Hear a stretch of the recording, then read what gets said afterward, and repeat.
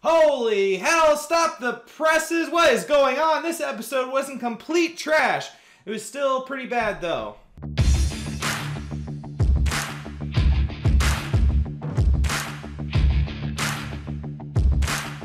Hey, welcome back to my YouTube channel. This is DDUBS Gaming. This is where I crap on Dragon Ball Super.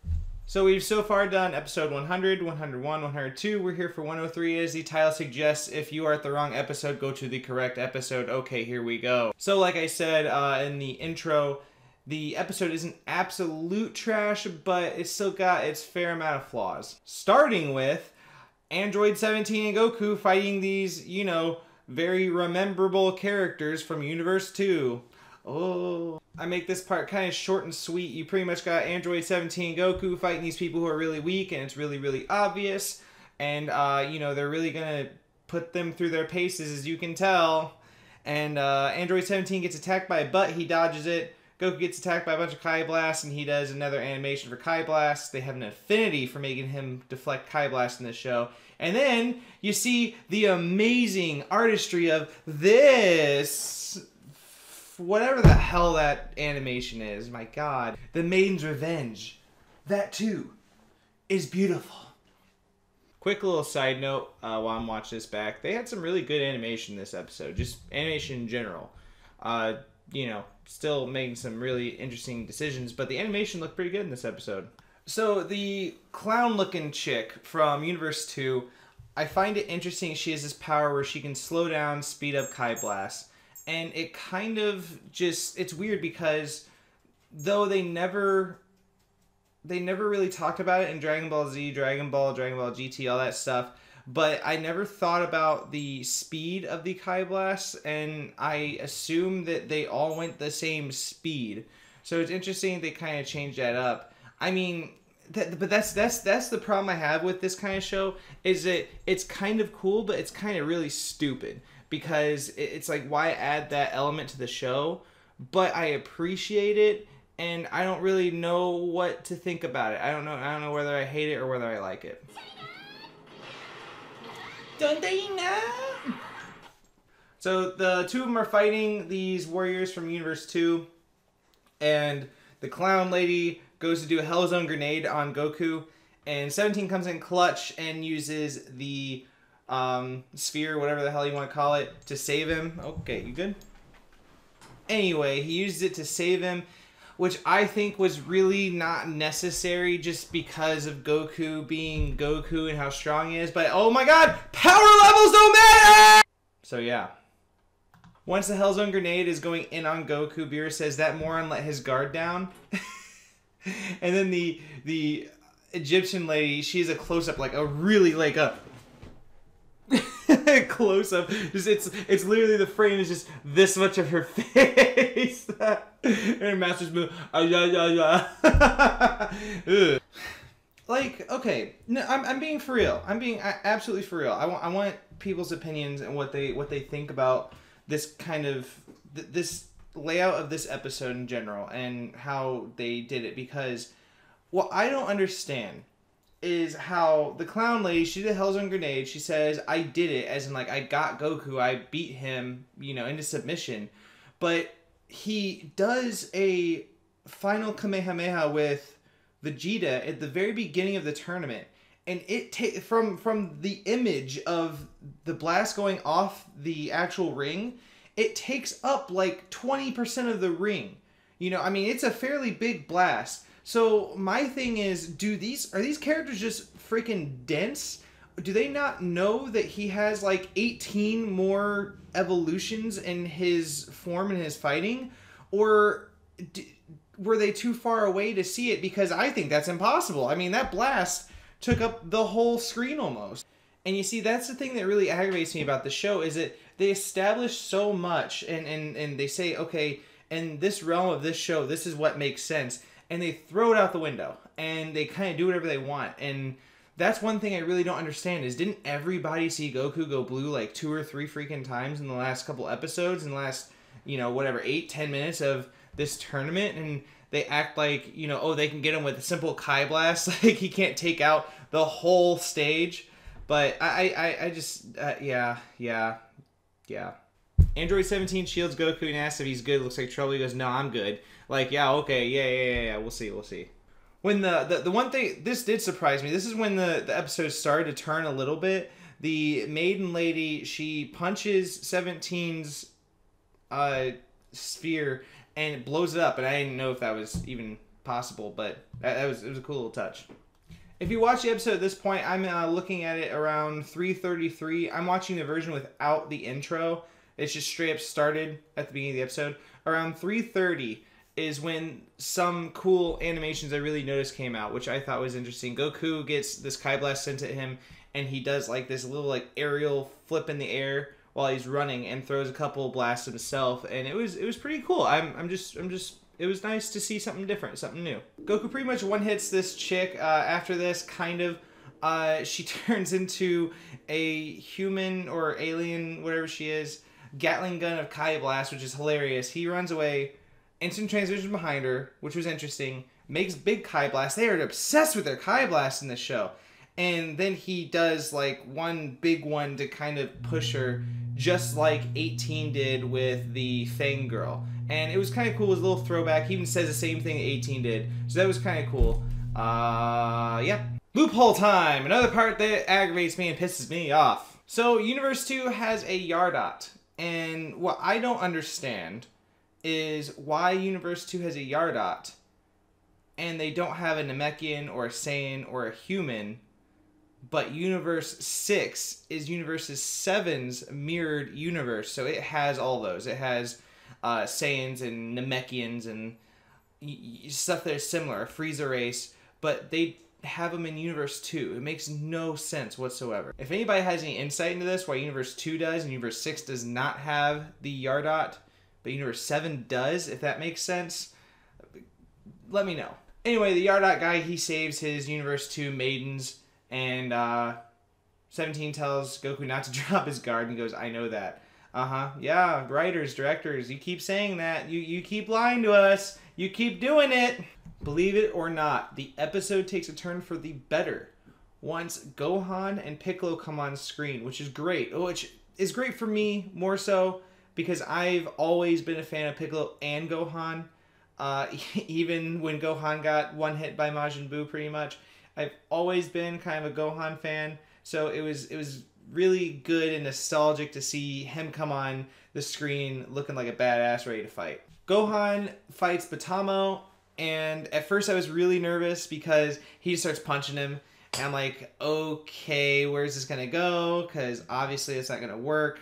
If you don't know, Batamo's ability is that he does not feel pain, he does not take damage, he is literally just like a big rock, yellow, teddy bear, Pooh Bear looking bastard.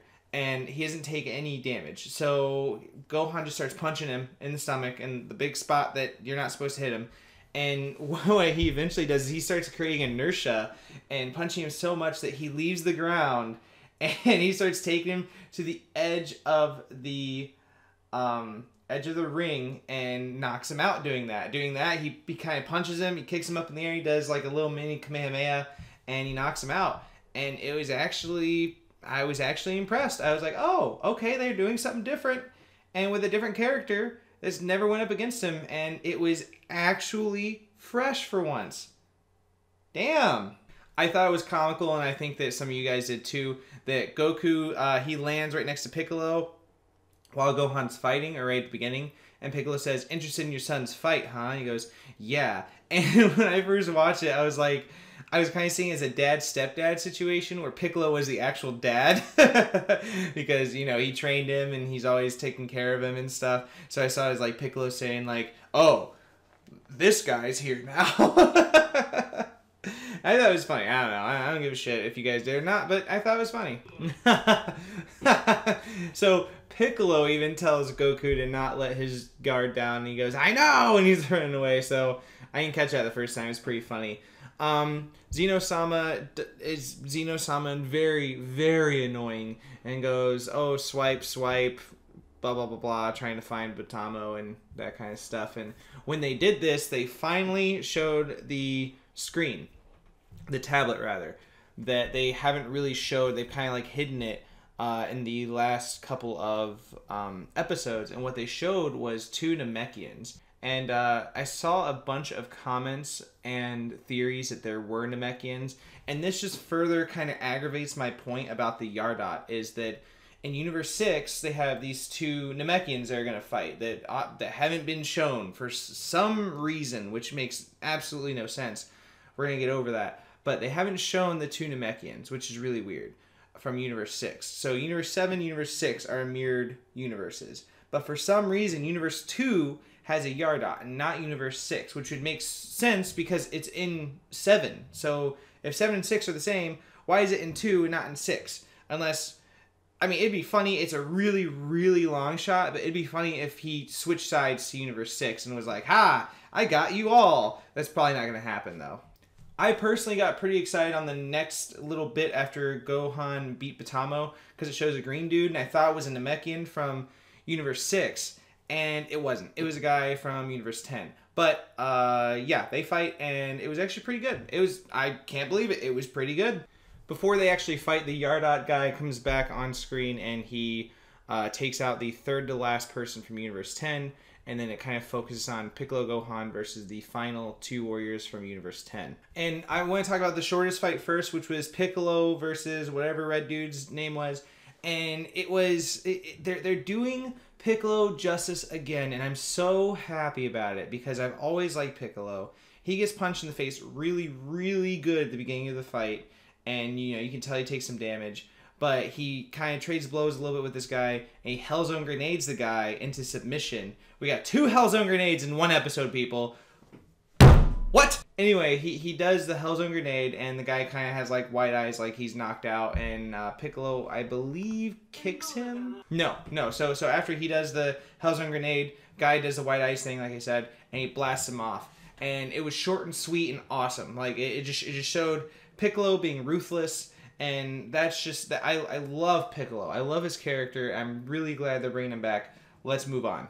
Let's dive into Gohan versus Green Guy. I don't remember his name because I don't care that much. I can't believe I'm about to say this, but I loved this fight. It was short, sweet. It was 1 episode. They did everything in a pace that was easy to keep up with, but was also so satisfying. We saw both sides fighting on the opposition, and we saw strengths and weaknesses from each fighter.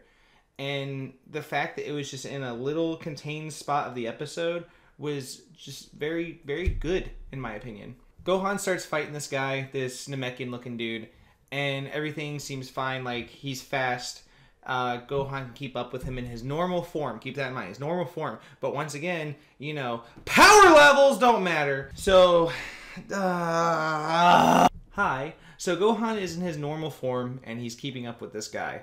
They're moving, and they're fighting.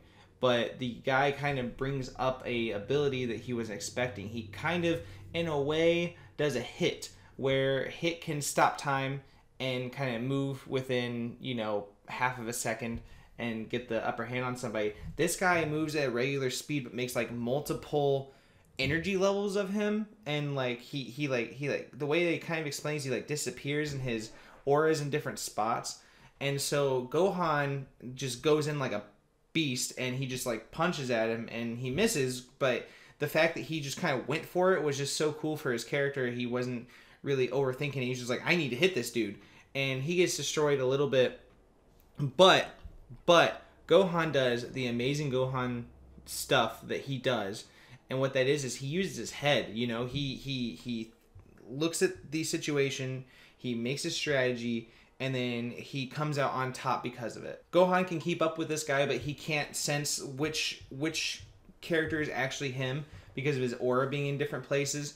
What Gohan does is he goes Mystic, full-powered form, I guess, whatever you want to call it, and he takes hits straight from this dude, right in the stomach. And then he just starts giving this guy the hands. And it was so cool because he used his brain and he uses strength at the same time to overcome something. And he does this about 2 or 3 times, and then by the end-ish of the fight, somebody says that, his stamina has run out. He can't do it for that long. And I thought that was the best part of the show, honestly, because it kind of told you indirectly that this guy can do this, but not for very long. And he's strong and he's fast. He's got a leg up on the majority of the fighters, but he's not as experienced as Gohan, or he's just not, he hasn't used that form as much as he should have before the tournament. And that was a really cool indirect way of showing us more of a character and fleshing him out. And for Gohan to just, nail him, boy. Gohan messed him up after that. But it was really cool. I just liked the fight, and it ended with a Kamehameha like it should have. And, it was good. It was good. And I can't believe it. I can't believe that I'm saying I really enjoyed that fight. It was good. Newsflash, his name is Obuni. I know that because I'm watching the end of it right now. And the Supreme Kai dude of their universe said, Obuni, you did well. And they all kind of sat there somberly with their eyes closed as they're getting destroyed or erased. And it was a really cool scene. I'm impressed with this episode that it wasn't complete and total trash. The beginning was pretty bad, but the 2/3 of it was enjoyable.